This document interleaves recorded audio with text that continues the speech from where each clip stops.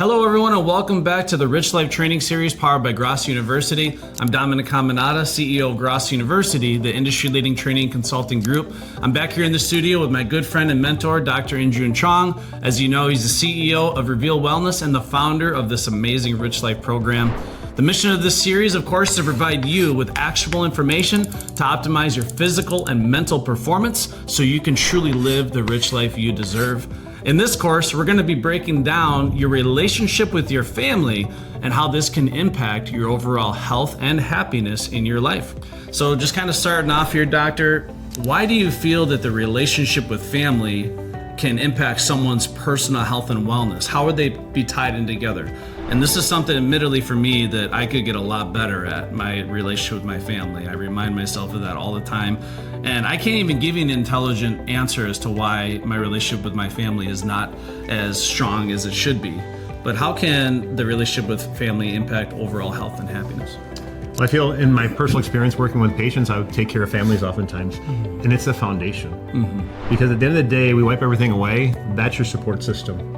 And if you have a faulty support system, what ends up happening with every other part of your life? It starts to fail and default. And you start to get distracted and losing sight and vision. And at that point, what's life really worth living? Yeah, exactly.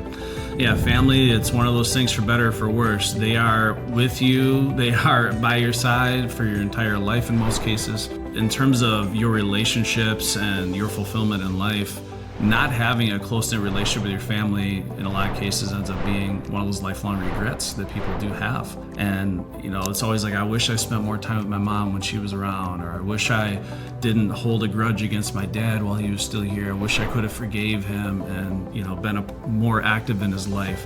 Or maybe you have nephews or cousins or other people in your family that you wish you could spend more time with. You know, for example, I have an uncle that passed away at 49 years old from pancreatic cancer. Died way too young. I absolutely love the guy, but I never spent time with him. And I regret deeply the fact that I didn't spend enough time with him. Now it's just one of those things I always think about. But it's really important that you start thinking about this and trying to fit this into your life. You got to be intentional about this, because, you know, what I always say is my excuse: I'm just too busy, I got too much going on. But you literally got to get your calendar out and be intentional about making time for your family and make sure you nurture that relationship. And we talked about forgiveness in previous videos, right? Forgiving yourself. So in a lot of cases, I'm sure you'd agree, there's a lot of forgiveness that needs to be dealt with in family relationships too, right? It's time to listen up, closers. Before you go any further, you need to hear this. The Grosso University Sales Academy Masterclass is not just another training opportunity. This is the most in-demand, highest-rating sales training program in the history of the home improvement industry. Thousands of sales warriors just like you have gone through this life-changing program taught by our world-class head sales trainer, Daniel Coombsbury, and they are winning more and bigger because of it. If you're serious about dominating in sales, this is where you go to sharpen your edge. The best part is, it's 100% virtual and happens on the second Monday of every month, so there are absolutely zero excuses not to invest in your growth and development. Why don't you go ahead and hit the link in the description to learn more and lock in your spot and get ready to ignite the greatness within. On behalf of Grosso University, yes, you are a closer, and back to the video. Yeah, a lot of things happen in childhood they're held so deeply, and they affect us as we go on through life. And then we are held hostage, like I like to say, to limiting potential of expressing ourselves as the best human we possibly can be, because all these different background memories and things that are going on that lead us down into making sometimes poor choices and self-sabotaging, because we maybe not feel worthy because something might have happened when we were younger, somebody told us something or did something to us. And I find that a lot with patients, where even when I was working with them in chiropractic work, where they had areas of their body that were holding tension because of past memories, and I would make an adjustment or correction in that area and free that out. And they didn't realize that was so locked in there. So we call that retracing and freeing up some of those emotions that are tied into our physical body. And that depletes their health. And unfortunately, that leads them down to a trail of other poor health choices that leads to further demise of their health and well-being. Now, you hear this all the time, where people that are successful in business, they chase their career over being there for their family and their wife and kids especially, their spouse or their significant other. So first of all, what are some warning signs that people should be aware of, when their career is becoming more important than their family? And what are some things, some tips and pointers you can share where, I can still be highly successful, be one of those hard workers, and obviously be wildly successful in my career, but make time for my family and be present in their lives. So it's not like I'm going home and I'm glued to my phone. I'm actually physically present in their lives. So what are some things that you would share in terms of some, tips and pointers or some habits that they should try to be more diligent about so they're present for their family and they can maintain a relationship with their wife and kids or their spouse? Well, I guess I'd start off the question. Why do you have a family? Why do you have a wife? Why do you have children? I'm a single man. I don't have a wife. I don't have children. And I look at a lot of these families and I'm thinking, man, if I was in their position and had that opportunity, I would maybe do things a little differently and I'd appreciate it more than what they are. Yeah. And I can see that. I mean, I have husbands and wives come in and they're sharing their stories. They're having affairs. There's different things going on. And it's so sad because I'm that person and I have to stay in that neutral position and just thinking I want to shake these people. Like, what the hell are you doing? Yeah. But they don't think about why. Why they decide to get married? Why they want to have children? So it's more of a question of really what that purpose of that relationship, or I'll call it that commitment. And if they made a commitment to be a father, then be a freaking father. And then you have to look at what does that mean to you and what did that mean to you as a child? Because oftentimes those carry over. So maybe they had a poor childhood experience, a male to a male. The father wasn't good to the son. And so then he carries it over. And sometimes he's not, he's a duplicate of his father. Yeah. And then he gets older, he's like, man, I wish I would have done it a little bit differently. Right? Or the vice versa. Like, hey, this was a shitty relationship I had with my dad. I'm going to make sure I don't have that with my son. And that's a better path to go on, I would think, with anyone like logically thinking, right? It sounds like the right way to go. But then thinking, how am I going to orchestrate that in such a way that I'm investing in that relationship and taking that time? Because that should be the priority number one. Because what ends up happening is people then they get in these divorce situations and then everything they lose everything. But they were losing it along the way. They just weren't paying attention. So one of the things I personally try to focus on, and again, I don't want anyone to think that I'm perfect by any stretch of the imagination. We're all very imperfect. We're all trying to do what we can do. But one thing that I try to really be cognizant of is the communication I have with my wife and my children, that we're able to be open with each other and talk through life and talk about things and get things off our chest, or just talk about nothing and everything at the same time. But being able to have an honest flow of communication with your spouse, with your children, because I see a lot of dishonesty in relationships and people trying to hide things. And one thing I think about a lot, and I want to get your opinion on this, I forget where I heard this, but they said, if you're doing something in your life that you wouldn't be proud to share with your children, you probably shouldn't be doing it, okay? Proud to share with your children. And meaning I'm going to tell it to them, I'm going to lead by example. I would like my children to also do this thing that I'm doing. So whatever that is. So I think about that a lot, and that really helps me lead by example as that parent, as that father, as that husband. But also, again, I try to be open and honest. And I see a lot of parents or a lot of successful people where they almost like desire having a break from their family. I'm like the opposite. If I had it my way, my family would be with me 24/7. I would take them with on every business trip. And I try to. You see my wife and kids with me. Right. So I want them with me because I don't want to miss a moment of their precious life. They happen so quickly.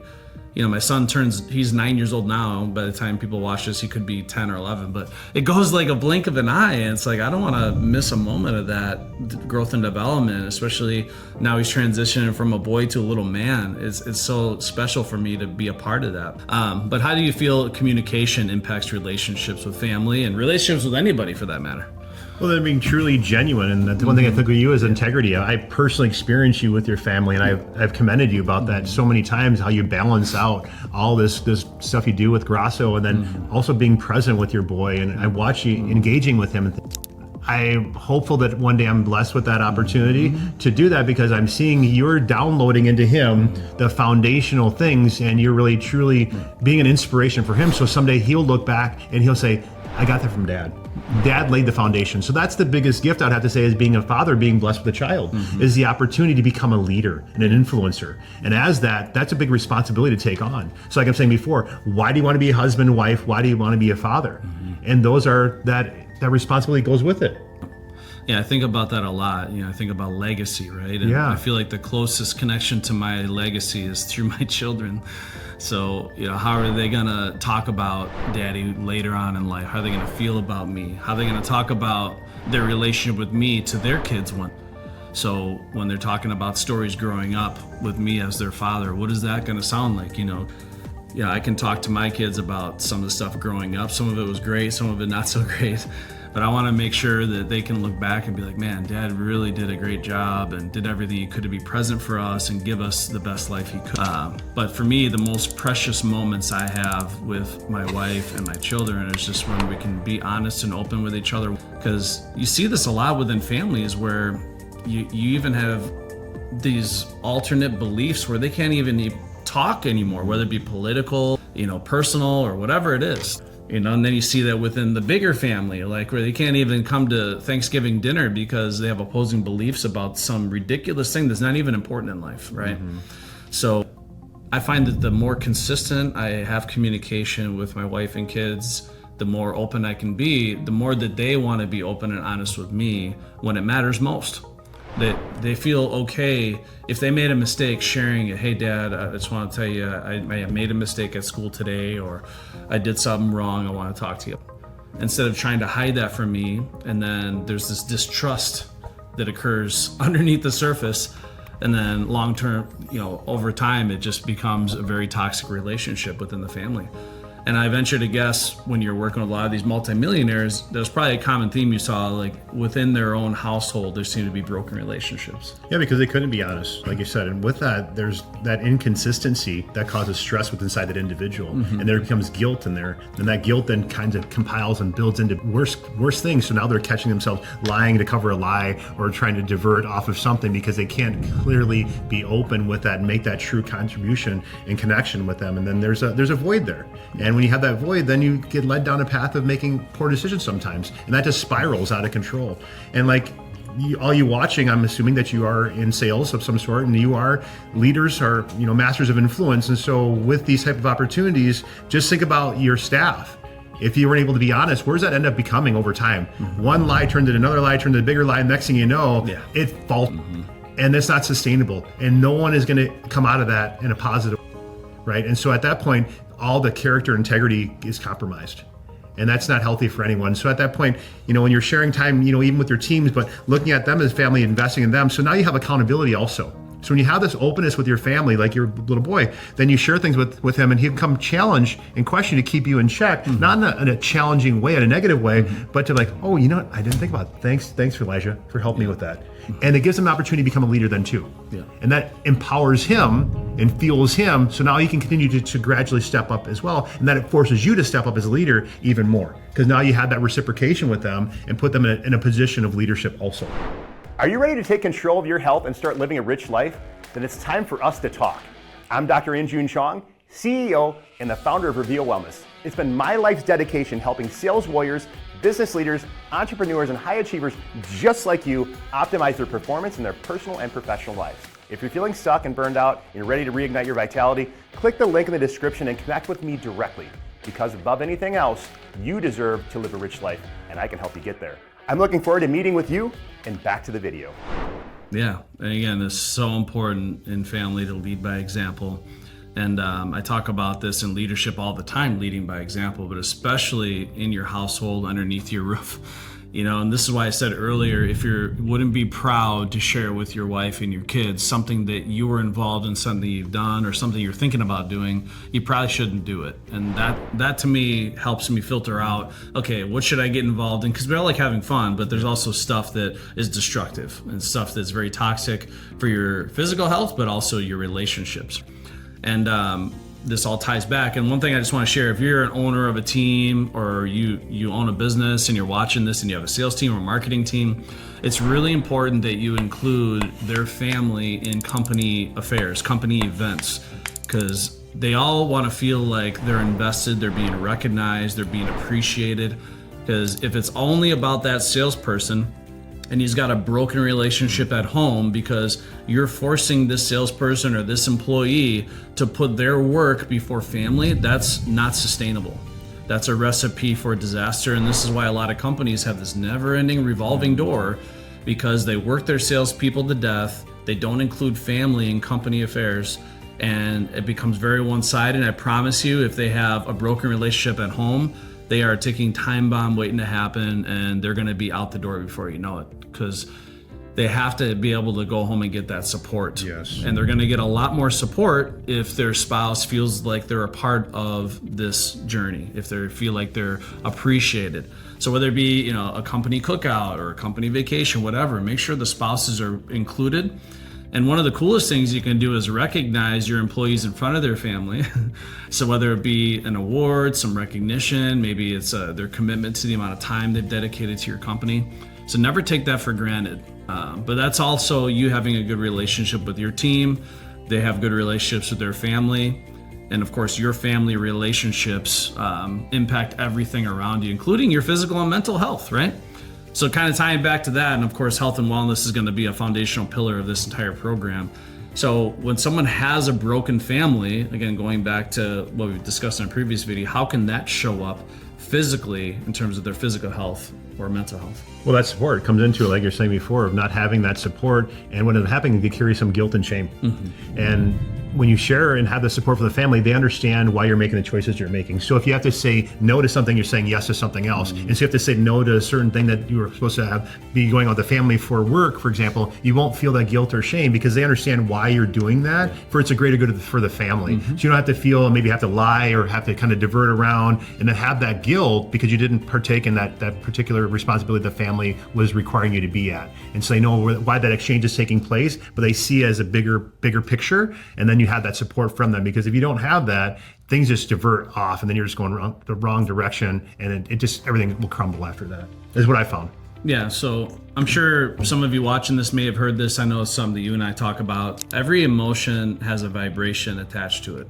It could be a really destructive vibration or a very, healing vibration, a very positive vibration that energizes you and helps you heal. And of course, how you feel, your emotions, what you allow to occupy your mind can affect you on a cellular level, right? So guilt and shame is the lowest vibrational living you can possibly live. If you're constantly living in a state of guilt and shame, that is basically self-destruction. So instead, we want to live a life of gratitude, love, authenticity, positive vibrations that are healing in nature, not just for us, but for everyone around us, right? So that's the thing. So the more love and the more authenticity and honesty and openness and care I have for my family and gratitude for my life, that's going to be a positive vibration that's going to improve your physical health and well-being, but the health and well-being of those around you. And you talk about this all the time. You can tell when you're in a room, a positivity, you can feel the vibration in the room, it's energizing. It's almost got like a healing effect to it, right? So whether or not you believe in that, it's just scientific, it's proven. Well, it's measurable. It's measurable, sure. Yeah. Absolutely. So it's really important that you start being honest with yourself, you start being honest with your family, make sure you have communication. Never take the relationship with your family for granted, whether it be your mom, your dad, your brothers, your cousins, and of course, your wife and kids.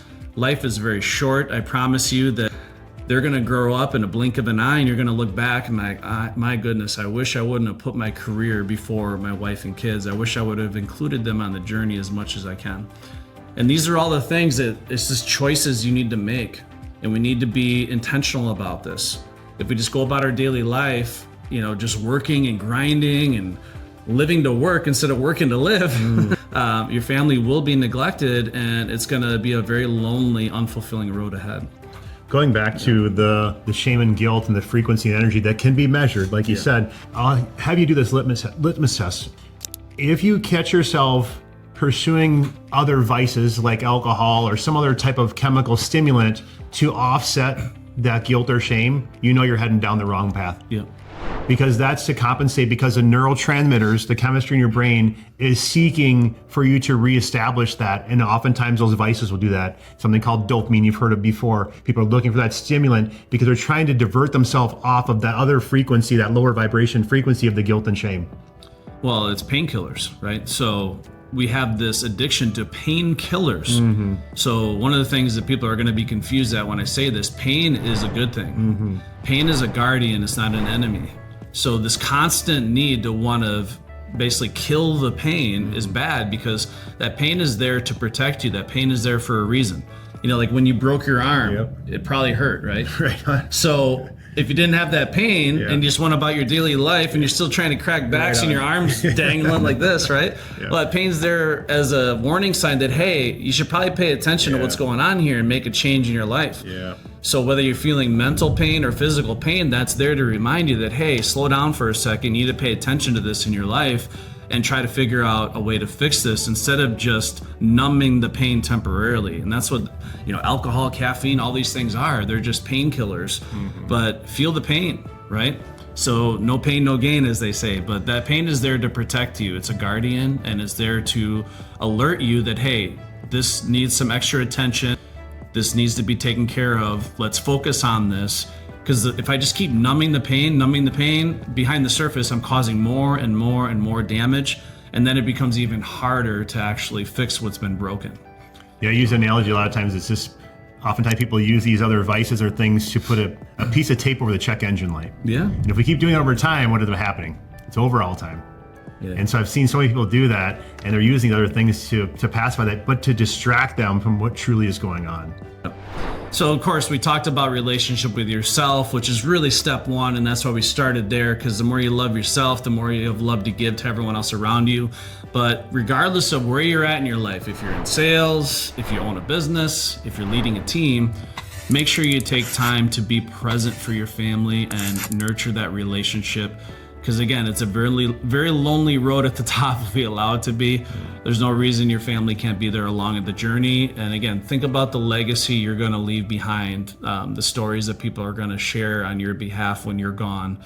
Are those going to be stories of positivity and how you led by example and you inspired them and you were there for them and honest and all the positive things that we want to be known for? Or is it going to be like, yeah, dad wasn't around, or mom wasn't around, she was busy all the time, I kind of had to raise myself, right? You only get one chance. Yep. I have one exercise that I challenge you or invite you to take part in. I would invite you to write your eulogy. And that's an exercise that I had gone through when I was visiting my doctorate of chiropractic degree. One of the last courses we had was to write our eulogy as we go out into the world to serve and do what we are been trained to do. So I'll encourage you to do that. Write your eulogy, and like what Dominic was talking about, what do you want to be known for? What do you want to, what imprint do you want to leave on this earth before you go into wherever that is out of this physical body? Yeah, that's the ultimate vision, right? So we talk about having vision for your future. Well, that's the ultimate vision. So even when you're gone, what is the world going to be like? What impact have you left on this world? What impact have you left on the people around you? What are they going to say about you? What are they going to write about you when you're gone? So that's a really great exercise. I definitely agree with Dr. InJun. Make that a priority.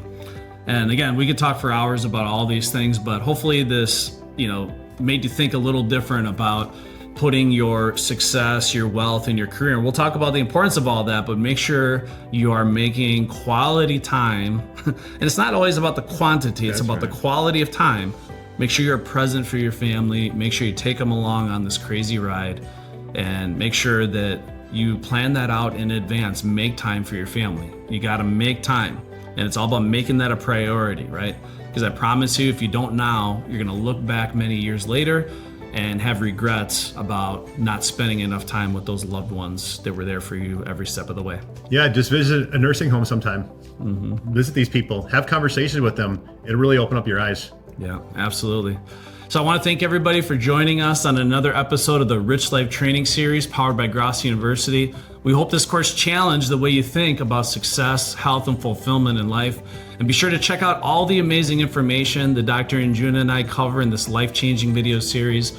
Remember, you deserve a rich life. And on behalf of our entire team at Grosso University, yes, you are a closer.